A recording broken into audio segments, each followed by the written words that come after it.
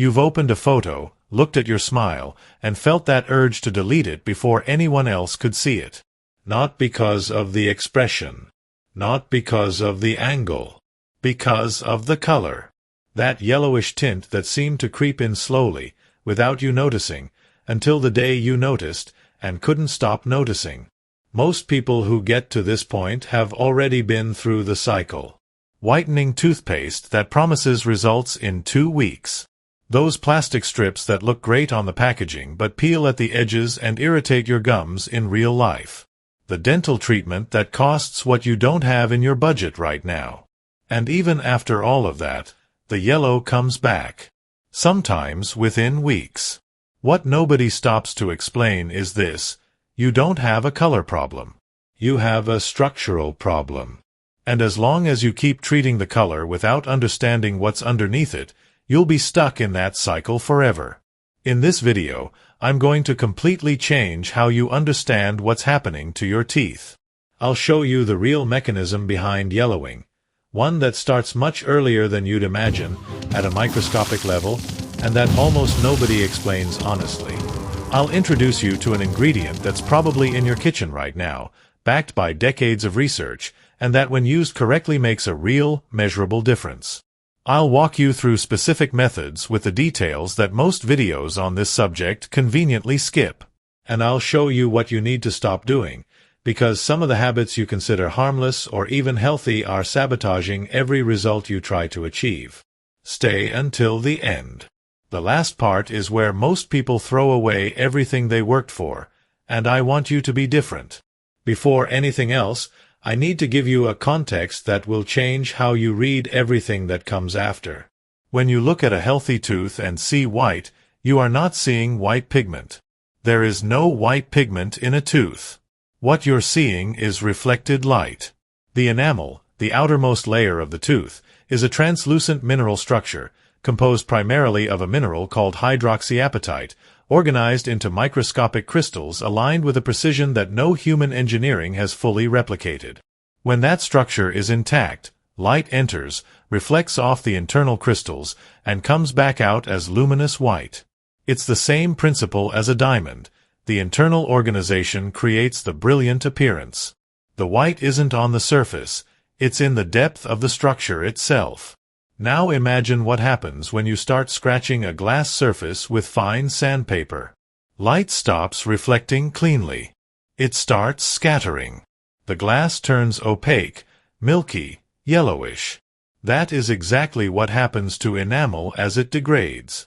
The hydroxyapatite crystals begin to dissolve, the spaces between them widen, and light can no longer reflect the way it should. But there's more.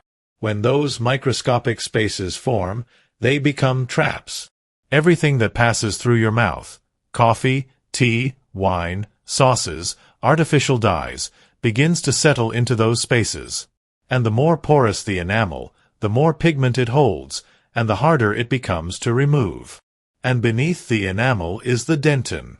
Dentin is naturally yellowish in color. In healthy, thick enamel, it stays hidden behind the light reflection. But as the enamel wears down, the dentin begins to show through the translucent layer, and you start seeing a yellow undertone that no surface toothpaste can erase, because it's not on the surface. It's inside. That's what you're dealing with when you talk about yellow teeth. In most cases, it's a combination of porous enamel trapping pigment and dentin showing through from below. Two different problems that require two different approaches, and that most products on the market treat as if they were one. To understand how enamel gets to that state, you need to understand the invisible enemy that's in your mouth right now while you're watching this video. The mouth is a dynamically balanced environment. There are over 700 species of bacteria living there, most of them completely harmless, many of them beneficial. This collection of microorganisms is called the oral microbiome. It has a job: maintain environmental stability, protect tooth surfaces, and assist in the early stages of digestion. The problem begins when that balance is broken. When you eat sugar or refined carbohydrates, a specific group of bacteria, primarily Streptococcus mutans, ferments those carbohydrates and produces lactic acid as a byproduct. That acid lowers the pH of your mouth. In a healthy mouth, pH sits between 6.5 and 7.5. When you eat sugar, that pH can drop to 4 or even 3.5 within minutes. Why does that matter? Because the mineral that makes up enamel, hydroxyapatite, begins to dissolve at a pH below 5.5. This is called demineralization. Every time your mouth's pH drops below that threshold, enamel loses minerals. The crystals partially dissolve. Those microscopic spaces begin to form. Under normal circumstances, saliva handles this. It neutralizes the acid and restores pH. It also contains minerals, calcium and phosphate, that deposit back into the enamel in a process called remineralization. That's the mouth's self-repair mechanism. When demineralization and remineralization are in balance, enamel holds its ground. The problem is that modern eating habits have completely broken that balance. The average number of times a person consumes sugar or refined carbohydrates throughout a day, counting drinks, snacks, coffee with sugar, a handful of crackers here, a flavored yogurt there, can reach 15 or 20 episodes. Each episode triggers an acid cycle that lasts an average of 40 minutes. Do the math, and the mouth can spend the majority of the day in a state of active demineralization. And beyond sugar, there's something most people don't know. Acidic drinks do the same damage, or worse, without any bacterial fermentation at all. Orange juice, soda, flavored sparkling water, energy drinks, black coffee, all have a pH below 5.5. Some reach pH 2.5 or 3. Every sip is a direct attack on enamel, regardless of sugar or bacteria. The practical result: if you drink coffee in the morning, eat a cracker mid-morning, have lunch with a soda, eat a citrus fruit in the afternoon, drink juice at dinner, and finish the day with tea, your enamel spent most of the day under attack. The natural remineralization of saliva simply cannot keep up with that pace. And when enamel is permanently porous and worn, yellowing is the inevitable consequence. Not from lack of hygiene, from too much attack and not enough recovery. Now you understand the mechanism. Let's talk about the ingredient. Baking soda. Probably in your kitchen right now. Costs next to nothing. Has serious scientific research behind it. And has a safety profile that most industrial whitening toothpastes can't honestly match. But there's a lot of confusion around this, including a fear that has spread in recent years that baking soda erodes enamel. I'm going to explain precisely when that's true, when it isn't, and why most people use it wrong. First mechanism of action. Baking soda has a pH of approximately 8.3, mildly alkaline. When you put baking soda in your mouth, it neutralizes the acid present. That's beneficial because, as you now know, acid is what demineralizes enamel. A less acidic environment is an environment where enamel can recover. Second mechanism. Gentle abrasion. Baking soda has crystalline particles that act mechanically on the tooth surface, removing stains. But the key word is gentle. There's a scale called RDA, relative dentin abrasivity, that measures the abrasive power of dental substances. Pure baking soda has an RDA between 7 and 15. For reference, most regular toothpastes have an RDA between 80 and 120. Whitening toothpastes can reach 150 or higher. In other words, pure baking soda is, by default, far less abrasive than the toothpaste you're probably already using every single day. Third mechanism. Research published in the Journal of Clinical Dentistry and the American Journal of Dentistry consistently shows that baking soda formulations are superior in removing extrinsic stains, surface stains from coffee, tea, wine, and tobacco, compared to non-baking soda formulations, without a proportional increase in enamel damage when used correctly. So where does the fear come from? From misuse. Baking soda applied with excessive pressure, a hard-bristled brush, or daily frequency accumulates microabrasions over time. Not because baking soda is especially aggressive, but because any abrasion, repeated daily over months, causes cumulative damage. The issue isn't the ingredient. It's the dose and the frequency. The practical rule: twice a week, maximum. Soft bristled brush. Light pressure. You're not scrubbing a pan, you're touching a delicate surface that deserves to be treated carefully. Now the specific methods, with the details that most videos on this topic leave out or oversimplify. Method 1. The simple baking soda paste. Mix half a teaspoon of baking soda with just enough water to form a smooth paste, toothpaste consistency, not liquid, not too crumbly. Apply with a soft bristled brush. Brush for 2 minutes using gentle circular motions, without pressure. Rinse completely. Maximum frequency: twice a week. Some dentists recommend once a week for maintenance once you've reached your desired result. The principle is that you want to remove pigment without accumulating abrasion. When you'll notice results, recent surface stains, from coffee, tea, and wine, respond quickly. Within 2 to 4 sessions, a noticeable difference. Older or deeper stains take longer. Yellowing caused by exposed dentin won't be solved by baking soda alone. That requires a broader approach that I'll explain shortly. Method 2. Baking soda with hydrogen peroxide. Hydrogen peroxide at 3% concentration, the common drugstore version, has a proven whitening effect through a completely different mechanism than baking soda. The peroxide penetrates the enamel and oxidizes the organic pigments that have accumulated in the micropores. It literally breaks down the color of the pigments through a chemical reaction, working from the inside out.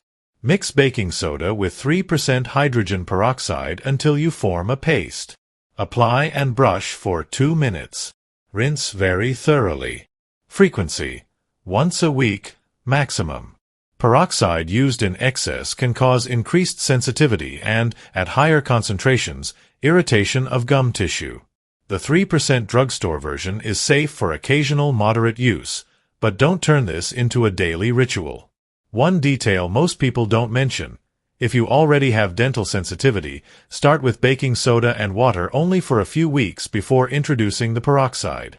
Sensitivity can indicate thinner or more exposed enamel, and peroxide may temporarily intensify that symptom.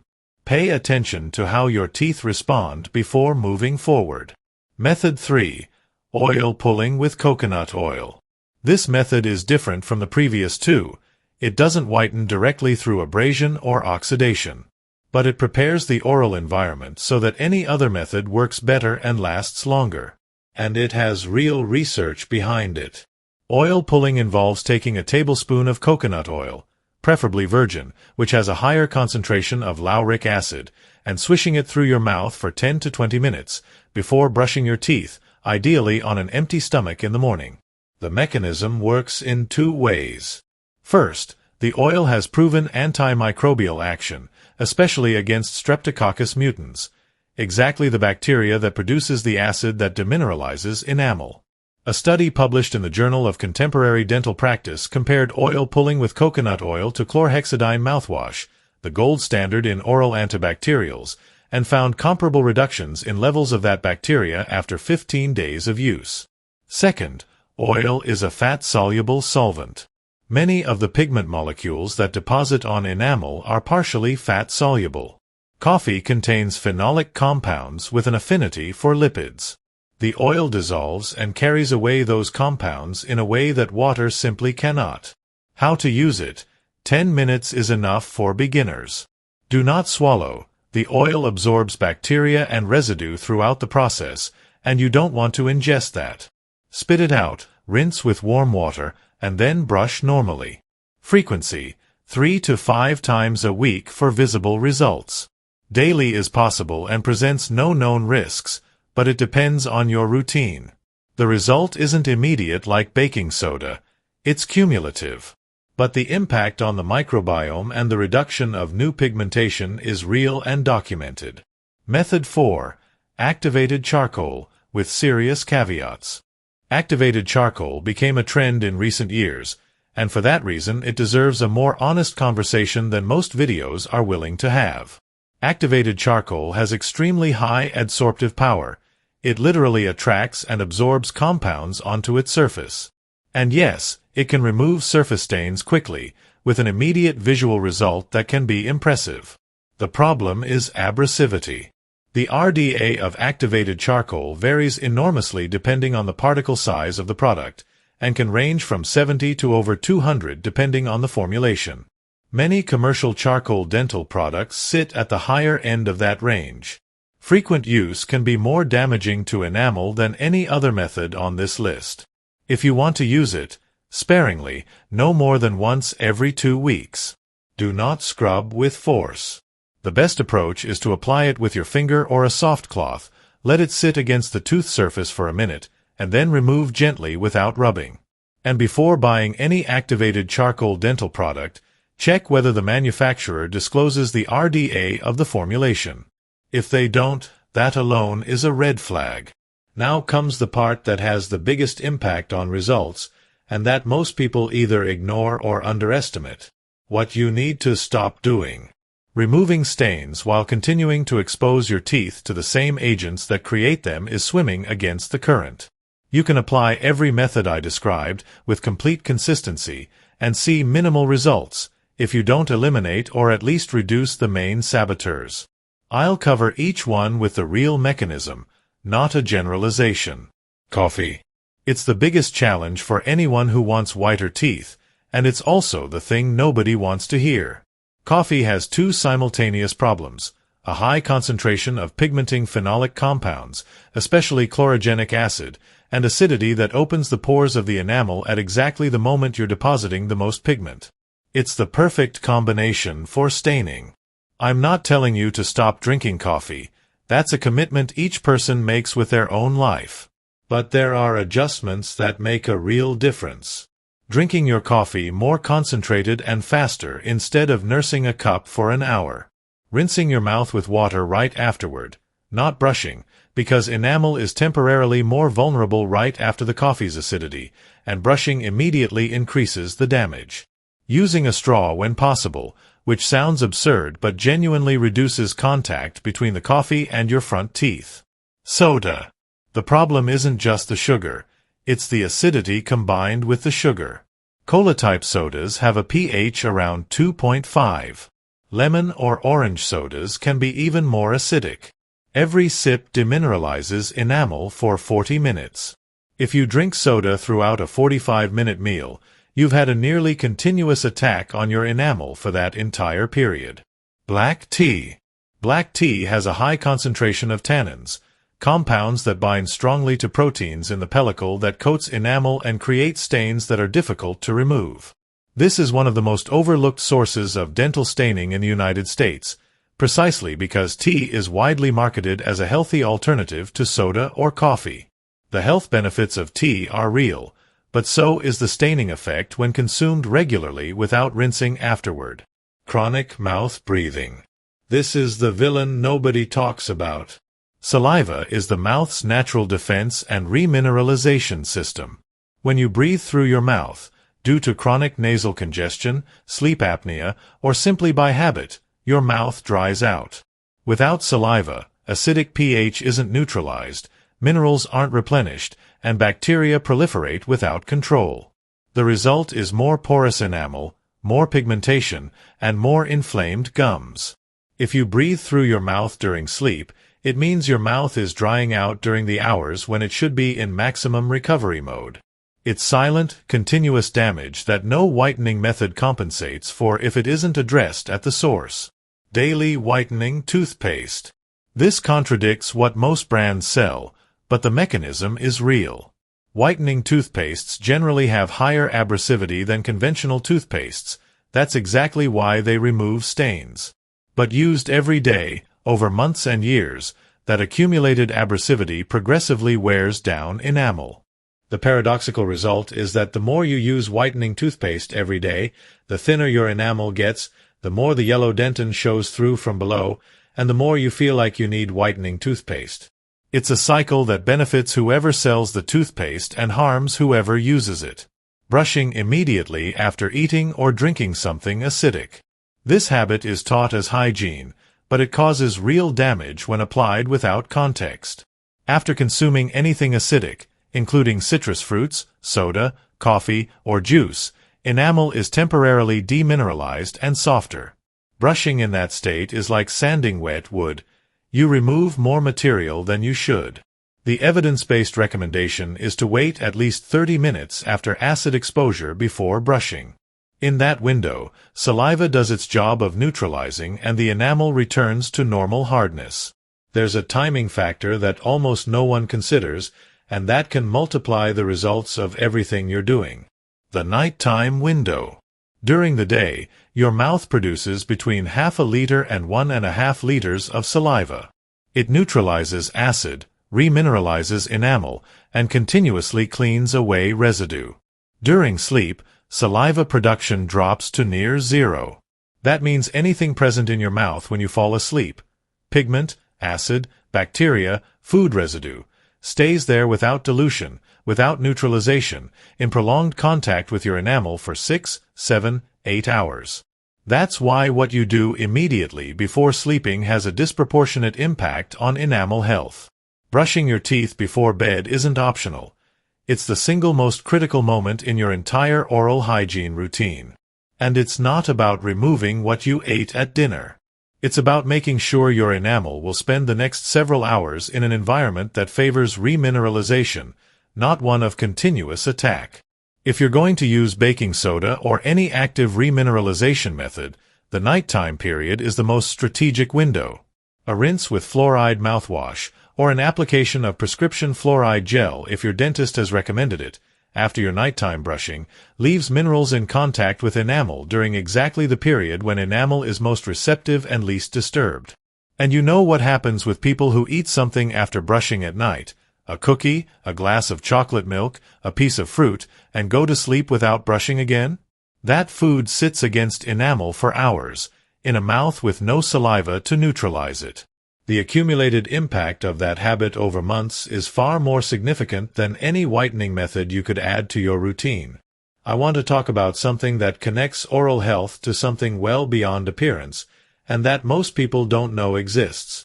The mouth is not an isolated system. It's the entry point of the body, and what happens there has direct effects on systems far from it. The oral microbiome communicates with the gut. Pathogenic bacteria from the mouth are regularly swallowed with saliva and can alter the balance of the gut microbiome. Recent research, including studies published in the Journal of Oral Microbiology, shows associations between oral microbiome imbalance and conditions like irritable bowel syndrome and inflammatory bowel disease. Gum inflammation, which starts as that bleeding you've normalized when brushing, releases inflammatory mediators into the bloodstream. Epidemiological studies show an association between chronic periodontal disease and increased risk of cardiovascular events. The most widely accepted hypothesis is that periodontal bacteria and the inflammatory mediators they stimulate can contribute to systemic inflammation and plaque formation in arteries. People with diabetes have 2 to 3 times the risk of developing periodontal disease, and the relationship is bidirectional. Periodontal inflammation makes blood sugar control harder, which in turn worsens the immune response in the gums. It's a mutually reinforcing cycle. This doesn't mean that caring for your teeth prevents heart disease or controls diabetes. Science is still mapping the extent of these connections. But it means oral health is not a cosmetic topic. It's a component of overall health that deserves the same attention you give to nutrition, sleep, and exercise. Here's the practical structure: what to do, when to do it, and in what order, so that everything you've learned translates into a real routine rather than another thing you start on a Monday and abandon by Thursday. The routine doesn't need to be complex. Complexity is the enemy of consistency. The more steps you add, the lower the chance you'll maintain them. In the morning, before anything else, if you decide to incorporate oil pulling, this is the moment. Empty stomach, before brushing. 10 to 15 minutes swishing coconut oil. Spit, rinse with warm water. Then brush normally with your regular toothpaste. This doesn't need to happen every day. 3 times a week delivers results over time. After meals and acidic drinks, rinse with water. Just that. Don't brush immediately. A water rinse already raises pH and removes the bulk of residue. Wait 30 minutes if you need to brush afterward. Twice a week, in place of your regular brushing, apply the baking soda paste using the method I described. 2 minutes, light pressure, soft bristles. On those days, don't use conventional toothpaste alongside it. The baking soda replaces it. On the other 5 days of the week, use your regular toothpaste, preferably fluoride-containing. Once a week, if you want to accelerate results, replace your baking soda session with the hydrogen peroxide version. Same method, same duration. Pay attention to whether any sensitivity appears. If it does, go back to plain baking soda for a few weeks before trying again. At night, before sleeping, this is the most important brushing of the day. Take your time, 2 full minutes, paying particular attention to the gum line where plaque accumulates most. Floss. This is not optional if you want real gum health, because your toothbrush doesn't reach the spaces between teeth where most inflammation originates. Then eat and drink nothing more. That single instruction, applied consistently, has a greater impact on enamel over time than any whitening product you could add. There's a progression that happens when you apply this consistently, and I want to describe how it feels, because recognizing the signals makes all the difference in keeping you going. The first thing you'll notice is not visual. It's tactile. After a few weeks, your tongue will pass over your teeth and feel a different surface. Smoother. Less rough. That happens because the baking soda removes the biofilm and surface pigment that give teeth that slightly gritty texture. It seems minor, but it's the first concrete signal that the oral environment is changing. After that, if you're doing oil pulling with regularity, something subtle but perceptible shifts in how your gums feel. That small bleed you normalized during brushing begins to reduce. The gum edge looks less swollen. That's inflammation coming down. The microbiome is rebalancing. The more aggressive bacteria are losing ground. Somewhere between the 4th and 8th week, and that timing varies widely depending on the initial state of your enamel and how much you've managed to reduce the saboteurs, the difference starts to show up in photos. Not the artificial white of aggressive chemical treatment. A clarity that looks natural, because it is. The tooth returning to the light reflection that healthy enamel naturally produces. If you have deep long-standing stains, a history of certain antibiotic use in childhood such as tetracycline or fluorosis, the response will be different and slower. Those cases involve intrinsic pigmentation, inside the tooth structure itself, that external methods don't reach the same way. If that's your situation, what I described here will improve the health and appearance of the enamel, but a more complete result will require professional evaluation and a specific approach. That's not a failure, it's simply recognizing that the problem is different and deserves a proportional solution. Here's the summary of what we covered today. Yellow teeth are, in most cases, porous enamel and accumulated pigment, not a lack of hygiene. Enamel demineralizes every time the mouth's pH drops below 5.5, which happens with sugar, refined carbohydrates, and acidic drinks. When porous, enamel traps pigment from everything you drink and eat, and when it wears down enough, the yellow dentin underneath starts to show through. Baking soda, used correctly, removes surface pigment without damaging enamel. It's less abrasive than most conventional toothpastes. Oil pulling with coconut oil reduces the bacteria that cause demineralization and dissolves pigmenting compounds that water can't reach. Together, the two methods address the problem from different angles, removal and prevention. And stopping what sabotages you is just as important as doing what helps. Coffee quickly followed by a water rinse. No brushing immediately after acid. No whitening toothpaste every single day. Nighttime brushing without exception. Floss. Nasal breathing when possible. This isn't a magic recipe. It's a set of habits that works with the natural biology of your mouth, instead of against it. If this made sense to you, share it with someone who keeps complaining about the color of their teeth but has never received a real explanation, only been sold a product. And if you have any questions about anything I covered, especially about using baking soda correctly or how to adapt this for a routine where sensitivity is already an issue, drop it in the comments. I read them and I respond. See you in the next one.